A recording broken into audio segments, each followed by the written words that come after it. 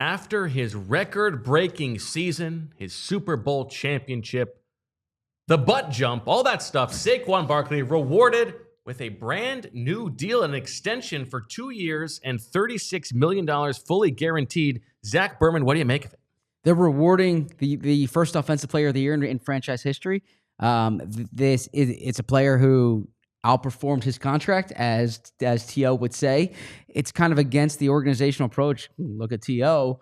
to do this, but I think they probably recognize the benefit of getting ahead of this as opposed to reacting to it and seeing what would happen if other running backs signed, if other players signed with the Eagles. So being proactive as opposed to reactive. And also gives them potentially, while we're waiting for all the details, gives them some added flexibility here for this year, right? Sure. Yeah, that often is the impetus, especially when you add years to the deal. This is framed by the team as a 2-year contract extension. So it's not redoing the deal, it's adding 2 years to his current deal. It's funny you mentioned T.O. I wonder if that is something that is in the back of Howie Roseman's mind. He was obviously not the general manager then, but he was in the building.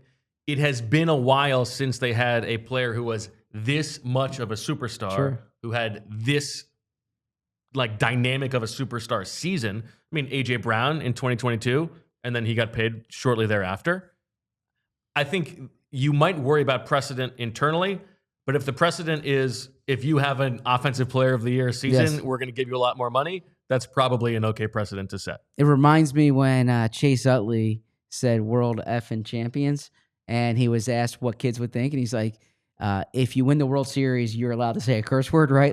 If you win Offensive Player of the Year and rush for 2,000 yards, you're allowed to get your deal restructured. Similar, the Eagles did this. Set the record for most rushing yards in a season, including the playoffs. Yeah, the Eagles did something similar with Nick Foles. Like if you're Super Bowl MVP, you can get something like this done. And I think too, when you're looking at Saquon, obviously he was the focal point of this offense. When you look at it this season, so making sure that you're getting out ahead of any kind of controversy that could happen next year, where he would be going into a contract year, that would become a storyline, right? So if he continues this level of play through the 2025 season, that will be a sticking point, I would imagine, with every interview that he does in November 2025 on. Now you don't have to worry about that. Do you have any concerns about how he's going to age? I mean, he's a running back. Yeah, that's the thing. Is you never feel great about it, but I think that look, you got the I don't want to say 1 percentile outcome, but you had the best possible outcome this year. You got a trophy out of it, and so even if he's not Offensive Player of the Year setting records next year, and he is 80% of what he was for this team in 2024, I think you're still. You're paying top dollar now. He's the highest paid running back in the history of the game. But I think that, honestly, it's probably a safe bet to make when you have a guy with his tools and his character. You feel better about it. I mean, he had 378 touches in the regular season, 104 touches in the postseason, right? So he's 28 years old. You look at what happened to Christian McCaffrey last year after he had a record types, a record-setting year. Yeah, it is somewhat of a gamble at that position. Like Fran said, you might have seen the high watermark. Now, if you get 75% of that, you're very happy. What would worry you is if there are injuries and if he's a shell of himself. The thing that's interesting is when he signed that deal last offseason, we all expected, okay, the Eagles are going to have 2 years to run Saquon Barkley into the ground, as it were, and then they'll let him go. Now, I wonder if his usage will change because they know he's going to be here for 2 more years. They will be incentivized to protect him a little bit more.